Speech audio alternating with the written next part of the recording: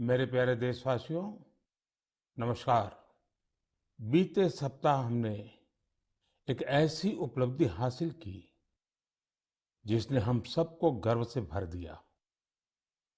आपने सुना होगा कि भारत ने पिछले सप्ताह 400 बिलियन डॉलर यानी 30 लाख करोड़ रुपए के एक्सपोर्ट का टारगेट हासिल किया है। पहली बार सुनने में लगता है कि ये अर्थव्यवस्था से जुड़ी बात है, लेकिन ये अर्थव्यवस्था से भी ज्यादा भारत के सामर्थ्य, भारत के पोटेंशियल से जुड़ी बात है। एक समय में भारत से एक्सपोर्ट का आंकड़ा कभी 100 बिलियन, कभी 150 बिलियन, कभी 200 बिलियन तक हुआ करता था। अब आज भारत 400 बिलियन डॉलर पर पहुंच गया है। इसका एक मतलब ये कि दुनिया भर में भारत में बनी चीजों की डिमांड बढ़ रही है। दूसरा मतलब ये कि भारत की सप्लाई चेन दिनों दिन और मजबूत हो रही है। और इसका एक बहुत बड़ा संदेश भी है। अब आपको लद्दाख की विश्व प्रसिद्ध एप्रिकॉट दुबई में भी मिलेगी और सऊदी अरब में तमिलनाडु से भेजे गए केले मिलेंगे। और सबसे बड़ी बात ये कि नए नए प्रोडक्ट्स नए नए देशों को भेजे जा रहे हैं। जैसे हिमाचल, उत्तराखंड में पैदा हुए मिलेट्स, मोटे अनाज की पहली खेप डेनमार्क को निर्यात की गई।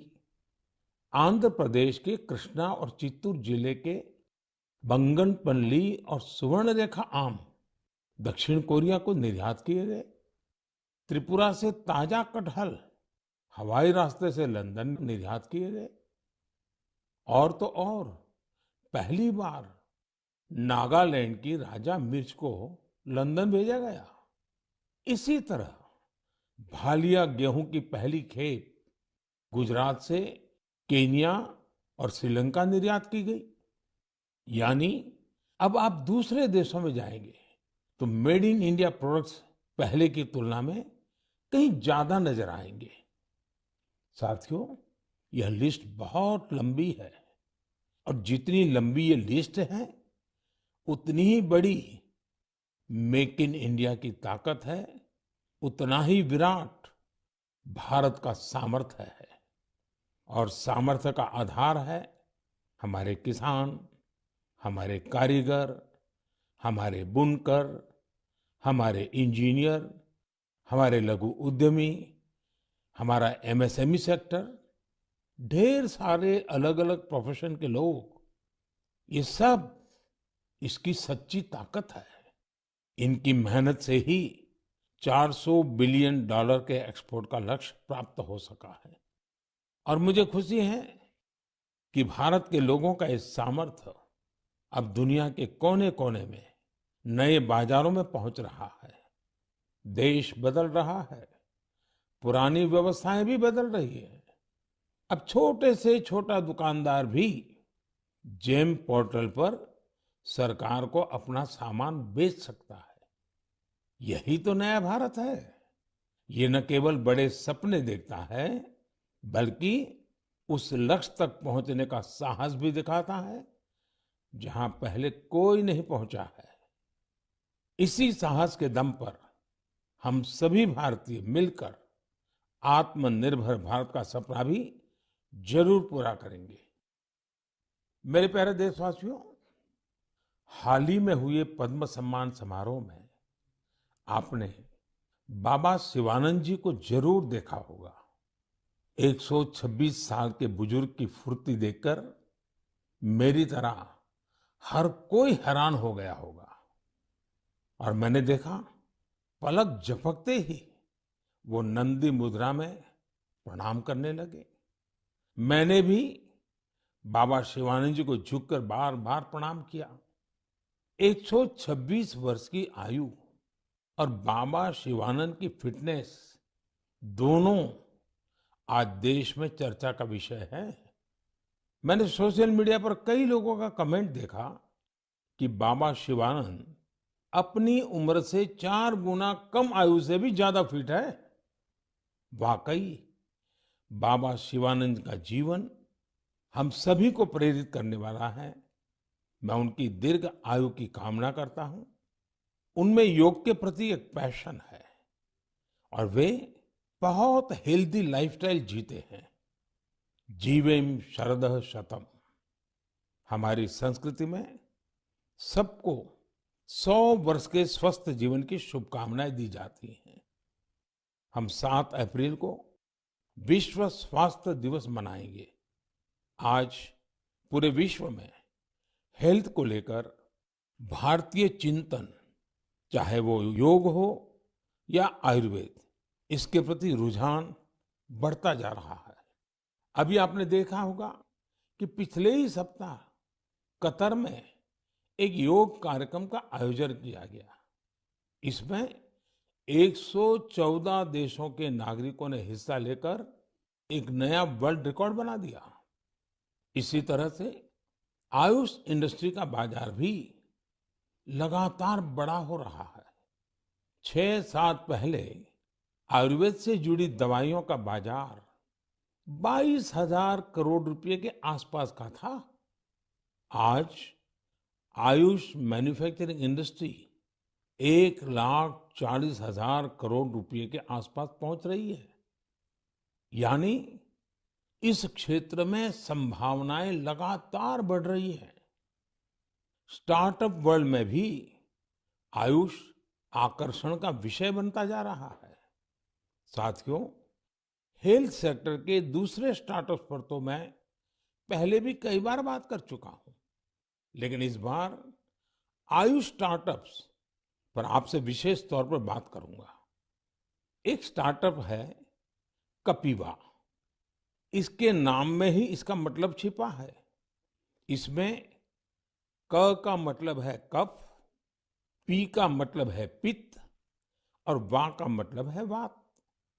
यह स्टार्टअप हमारी परंपराओं के मुताबिक हेल्दी ईटिंग हैबिट्स पर आधारित है।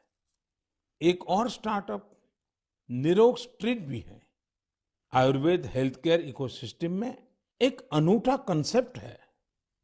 इसका टेक्नोलॉजी ड्रिवन प्लेटफॉर्म दुनिया भर के आयुर्वेदा डॉक्टर्स को सीधे लोगों से जोड़ता है।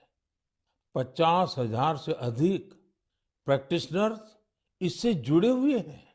इसी तरह आत्रेय इनोवेशंस एक हेल्थ केयर टेक्नोलॉजी स्टार्टअप है जो होलिस्टिक वेलनेस के क्षेत्र में काम कर रहा है। इक्सोरियल ने न केवल अश्वगंधा के उपयोग को लेकर जागरूकता फैलाई है, बल्कि टॉप क्वालिटी प्रोडक्शन प्रोसेस पर भी बड़ी मात्रा में निवेश किया है। क्योरवेदा ने जड़ी बूटियों के आधुनिक शोध और पारंपरिक ज्ञान के संगम से होलिस्टिक लाइफ के लिए डाइटरी सप्लीमेंट्स का निर्माण किया है। साथियों, अभी तो मैंने कुछ ही नाम गिनाए हैं। ये लिस्ट बहुत लंबी है। ये भारत के युवा उद्यमियों और भारत में बन रही नई संभावनाओं का प्रतीक है। मेरा हेल्थ सेक्टर के स्टार्टअप्स और विशेषकर आयुष स्टार्टअप से एक आग्रह भी है। आप ऑनलाइन जो भी पोर्टल बनाते हैं, जो भी कंटेंट क्रिएट करते हैं, वो संयुक्त राष्ट्र द्वारा मान्यता प्राप्त सभी भाषाओं में भी बनाने का प्रयास करें। दुनिया में बहुत सारे ऐसे देश हैं जहां अंग्रेजी न इतनी बोली जाती है और ना ही इतनी समझी जाती है। ऐसे देशों को भी ध्यान में रखकर अपनी जानकारी का प्रचार प्रसार करें। मुझे विश्वास है भारत के आयुष स्टार्टअप्स बेहतर क्वालिटी के प्रोडक्ट्स के साथ जल्द ही दुनिया भर में छा जाएंगे। साथियों, स्वास्थ्य का सीधा संबंध स्वच्छता से भी जुड़ा है। मन की बात में हम हमेशा स्वच्छता के आग्रहियों के प्रयासों को जरूर बताते हैं। ऐसे ही एक स्वच्छाग्रही हैं चंद्रकिशोर पाटिल जी। ये महाराष्ट्र में नासिक में रहते हैं। चंद्रकिशोर जी का स्वच्छता को लेकर संकल्प बहुत गहरा है। वो गोदावरी नदी के पास खड़े रहते हैं और लोगों को लगातार नदी में कूड़ा कचरा न फेंकने के लिए प्रेरित करते हैं। उन्हें कोई ऐसा करता दिखता है तो तुरंत उसे मना करते हैं। इस काम में चंद्रकिशोर जी अपना काफी समय खर्च करते हैं।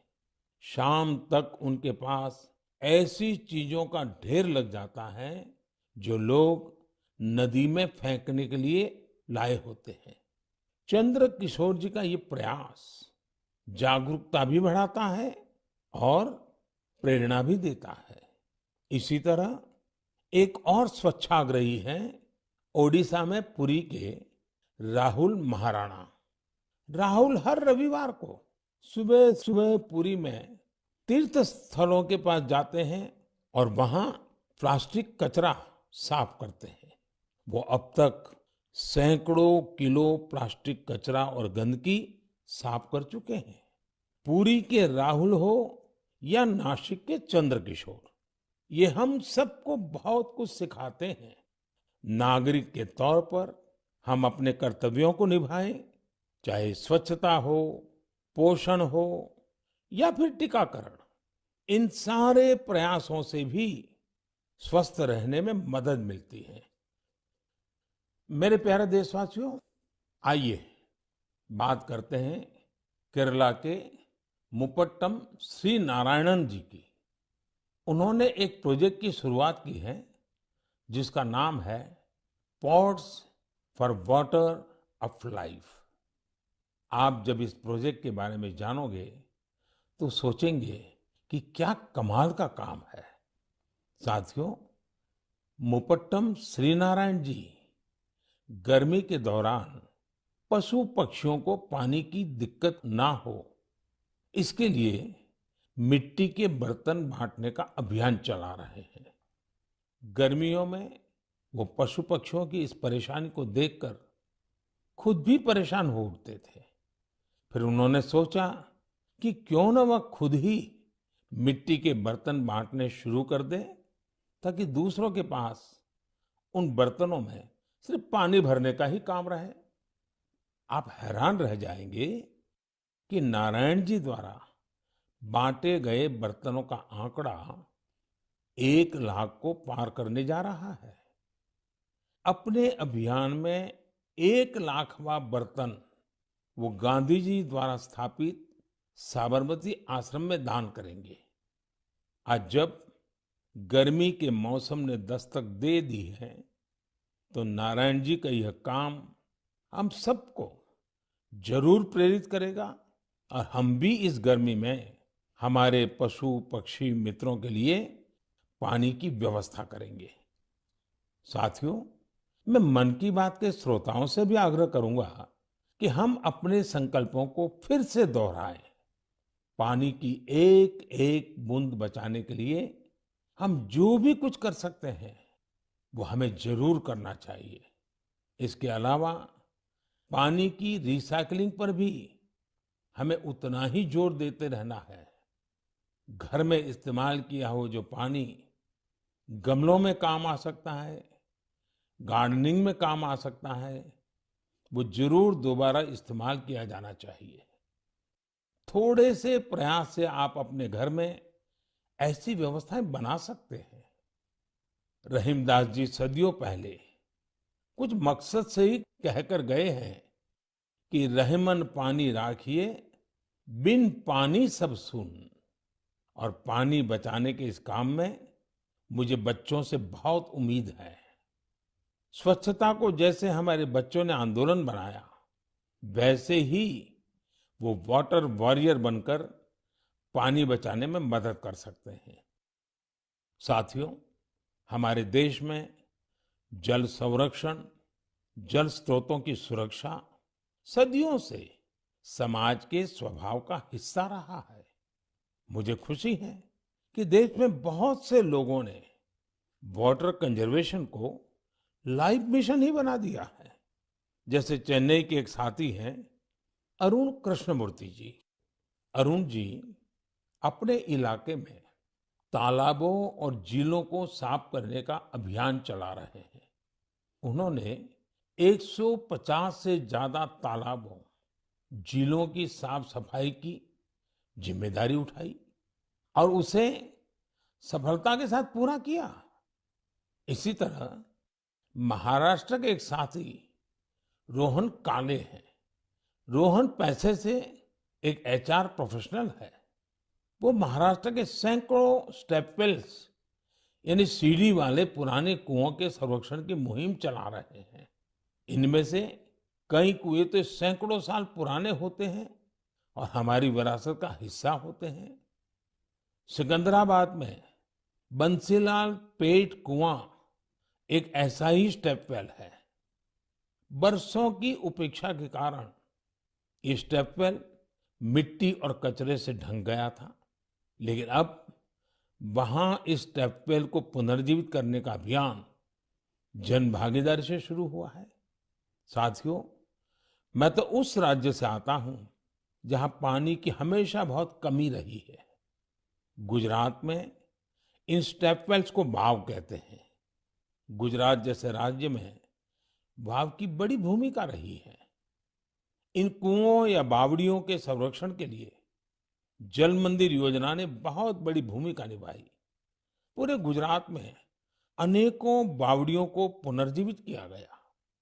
इससे इन इलाकों में वाटर लेवल को बढ़ाने में भी काफी मदद मिली। ऐसे ही अभियान आप भी स्थानीय स्तर पर चला सकते हैं।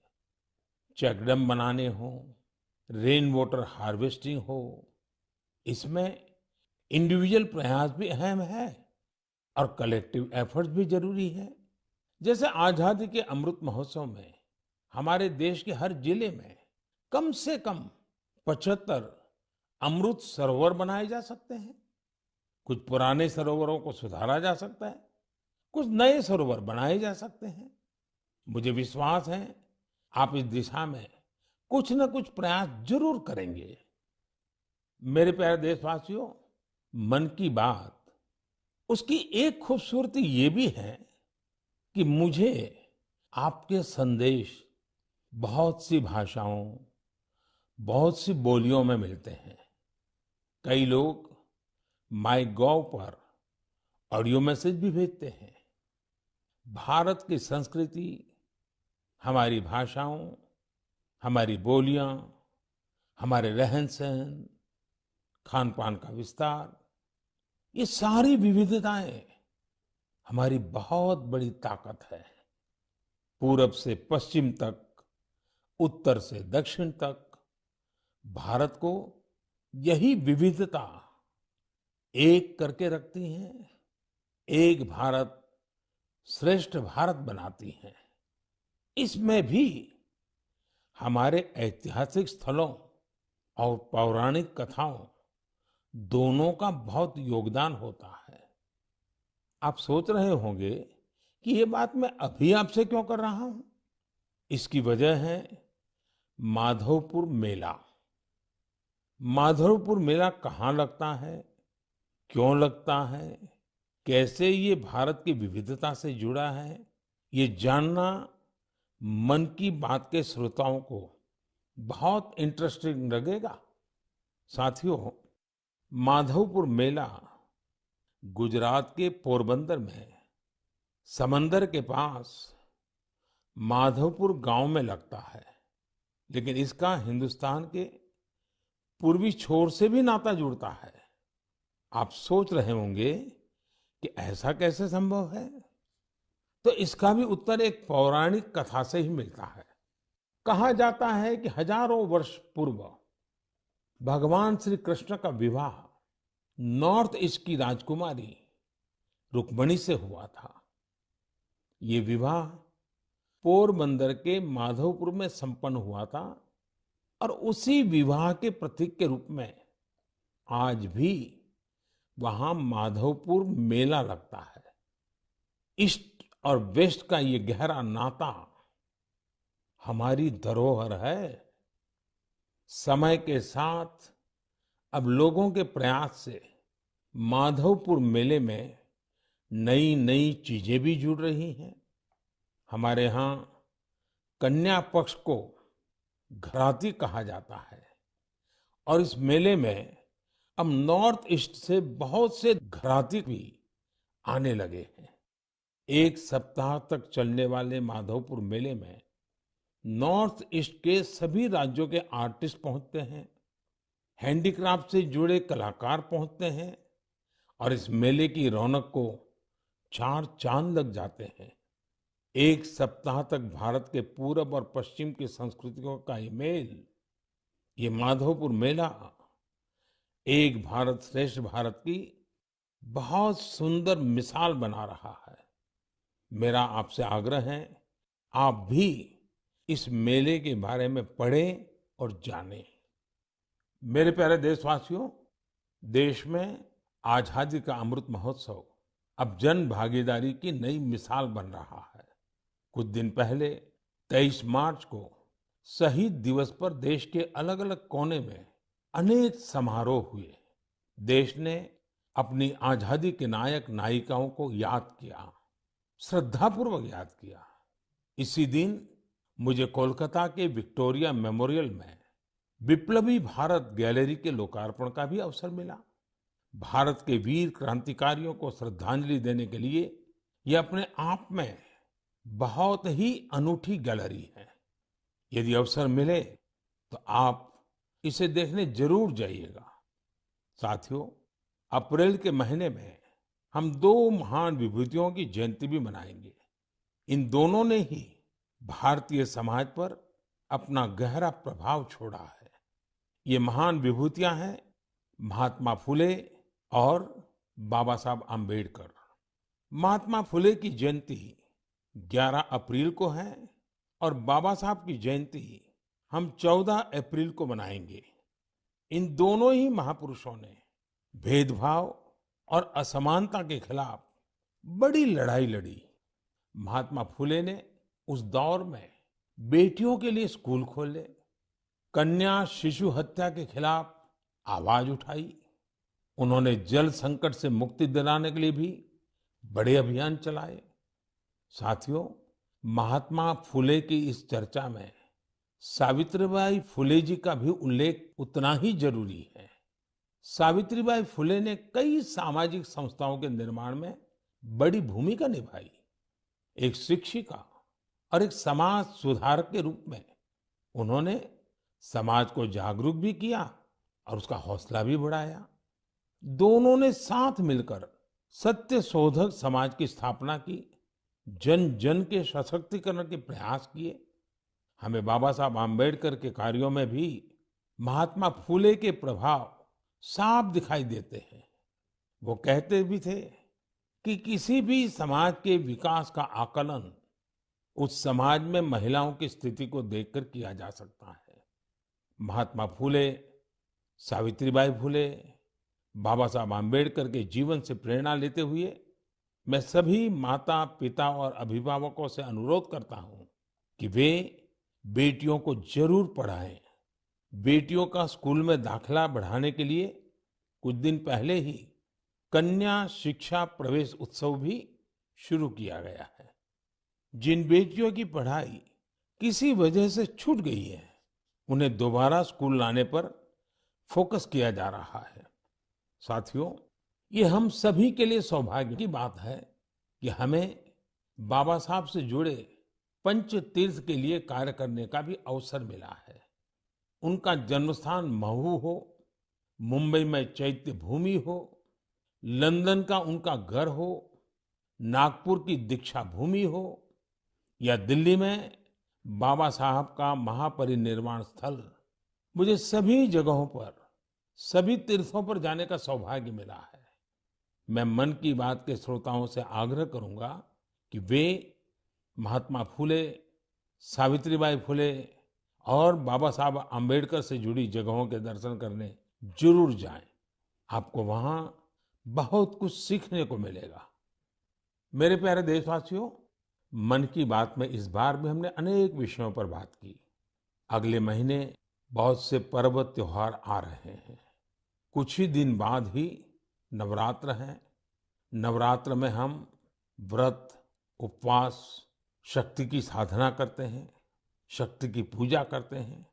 यानी हमारी परंपराएं हमें उल्लास भी सिखाती हैं और संयम भी। संयम और तप भी हमारे लिए पर्व ही है। इसलिए नवरात्र हमेशा से हम सभी के लिए बहुत विशेष रही है। नवरात्र के पहले ही दिन गुड़ी पड़वा का पर्व भी है। अप्रैल में ही ईस्टर भी आता है और रमजान के पवित्र दिन भी शुरू हो रहे हैं। हम सबको साथ लेकर अपने पर्व मनाएं, भारत की विविधता को सशक्त करें, सबकी यही कामना है। इस बार मन की बात में इतना ही। अगले महीने आपसे नए विषयों के साथ फिर मुलाकात होगी। बहुत बहुत धन्यवाद।